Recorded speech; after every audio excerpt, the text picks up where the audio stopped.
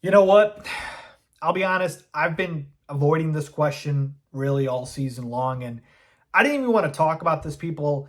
Maybe I still don't, but the Fields injury kind of changes everything and is forcing me to talk about it. So let's just go ahead and do that, people. You guys see the title. Let's talk about this, people. What is going on, y'all? Faiz Sports Style back at it with another video talking, of course, some NFL here to talk about the Chicago Bears. So if you're a Bears fan, please hit that subscribe button down below. Please make sure you're following me on all my social media platforms. Guys, as always, hit the bell icon so you're notified every time I drop a new video. All right, so as I mentioned, you see at the title,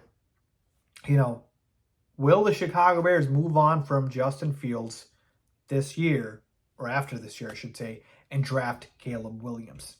And I told you at the top of the video that I was avoiding this question. In fact, I even put out a tweet saying, can we just hold off on this question until the season's over, let the season play out? And the reason I'm going back on my word now is because of Justin Fields' injury.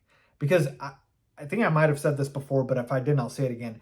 The Fields injury was literally the worst possible scenario for me this season. The worst possible scenario. This scenario was worse to me than him playing poorly. Let me explain why. If Justin Fields played poorly and we saw that he is not the answer for the Bears at the quarterback position, then we would be able to fully move on from Justin and know that, hey, we're making the right decision because he has not lived up to the expectations and not performed well enough for us to be confident in him being the franchise quarterback moving forward. So it would have given clarity, all right? That's why even him playing poorly would have been better than this.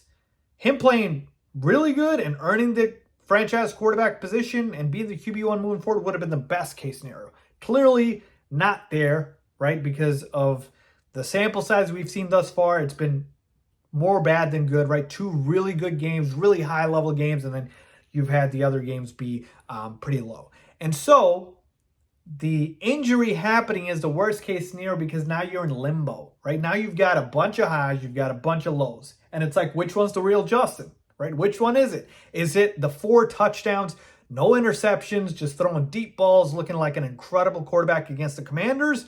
Or is it Justin who's, missing wide open receivers, not able to see guys, and just completely taking sacks when he doesn't need to against Tampa Bay and, teams like that? So which one is it? And that is what this injury does, is it leaves you in limbo, and now you kind of have to make that call. And so we don't know how long Justin's going to be out. I don't think it'll be the entire season, obviously, because we're talking about a thumb. He'll be back. And so hopefully we should get more of a sample size here. But there is no doubt about the fact that this dings up his chances of remaining the franchise quarterback moving forward. Let me just tell you the realistic situation here, people. This is not my opinion. This is just what I believe realistically happens. Not what I want to happen, I should say, but what I believe realistically happens. All right?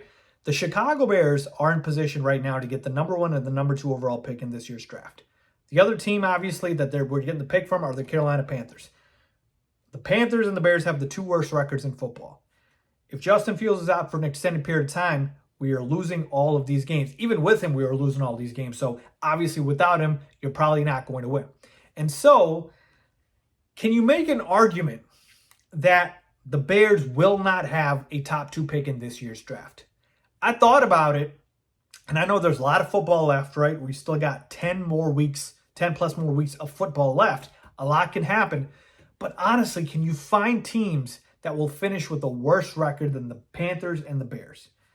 Denver comes to mind, obviously. The Cardinals come to mind, obviously.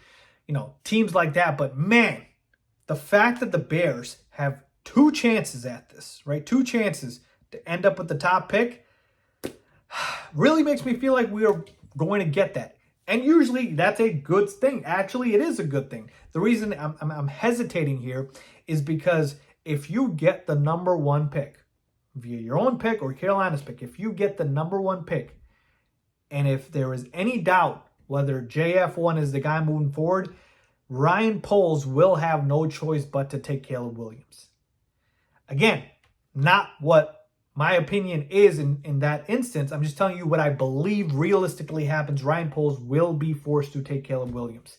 It is just one of those things where if you miss out on that. If you're not able to, capture that, you are setting your franchise back decades, right? Because if he turns out to be the next Pat Mahomes, not saying he will be, but if he turns out to be the next great quarterback and you passed up on that or you traded out of it and you still weren't sure about your own guy, that's a problem. Now, again, if JF1 has showcased or did showcase or proved to you that, hey, Justin is the quarterback moving forward and everybody else also believes, hey, yeah, the Bears don't need to move on from Justin Fields, then yeah, it makes sense to trade out of it. Just like it did this past season, right? You were like, oh yeah, Justin Fields showed you enough last year where I can trade out of the #1 overall pick because I believe in Justin. But last year, we didn't have a Caleb Williams.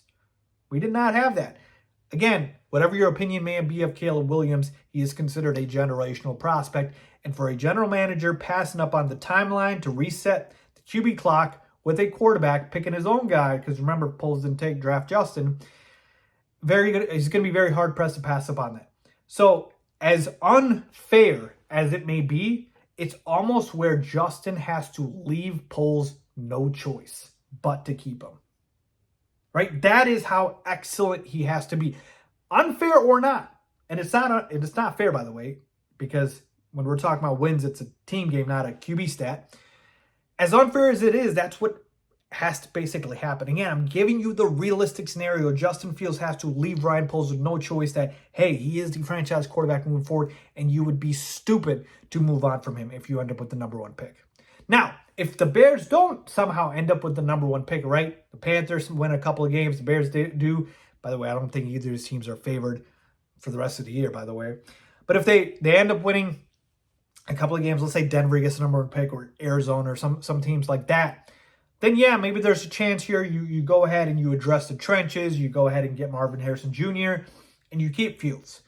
But I'm giving you that scenario if you get the #1 overall pick, which, again, the chances at this point seem pretty high. So, again, it sucks, man, but that is just what Fields is up against at this point.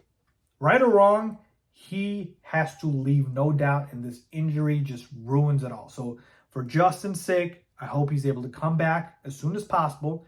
I hope he's able to, again, properly play with the thumb and be able to showcase and show out, because if he stacks performances like he did against the Commanders and the Broncos, that's what he'll need to leave, no doubt, in Ryan Poles' mind. Because ultimately, if Poles gets the #1 pick and he has any doubt, he's taking Caleb Williams. Right or wrong, he's taking him. So that's the situation, man. Let me know what you guys think about this. Agree or disagree? Would you keep Fields, address the trenches, address the other positions, or would you draft Caleb, reset the QB clock, and kind of go from there? Let me know your thoughts down below, as always. Thanks for watching.